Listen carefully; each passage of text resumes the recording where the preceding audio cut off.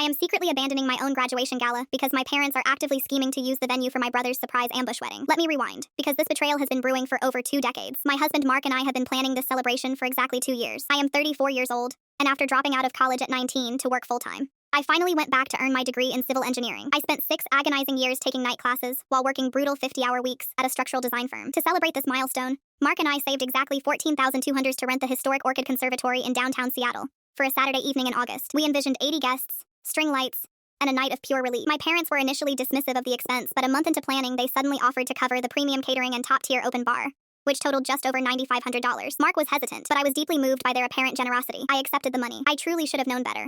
To understand why this is happening, you have to understand my brother Tyler. He is 3 years younger than me and was a verified child prodigy. He was a nationally ranked junior tennis player, scouted heavily by every major Division I university. Our entire childhood revolved around his intense tournament schedules, his specialized diets, and his incredibly fragile mindset. But at 19, he completely tore his rotator cuff in a minor car accident. His athletic career evaporated overnight. He spiraled into a deep, agonizing depression, and my parents went into absolute overdrive to cushion his fall. Tyler didn't ask for the accident, but for the last 12 years, he has been treated like a priceless glass sculpture. I became the invisible daughter, the one expected to quietly succeed in the background without ever overshadowing his delicate ego. Last Tuesday, I drove out to my parents' house in Bellevue to drop off some floral samples. My mom was out running errands, but her iPad was sitting unlocked on the kitchen island, chiming relentlessly. I glanced over to mute the notification and saw an email from Seattle elite officials. The subject line read, "Updated timeline for Tyler's surprise ceremony." My stomach dropped to the floor. I opened the thread. My mom and Tyler's fiancée, Brianna, had orchestrated a massive covert operation. The itinerary stated that exactly 20 minutes into my graduation reception, right after I cut my cake, the DJ was instructed to abruptly cut my music and announce a monumental family milestone. Tyler and Brianna were going to emerge from the botanical suite in full bridal attire and get married right in front of all my colleagues,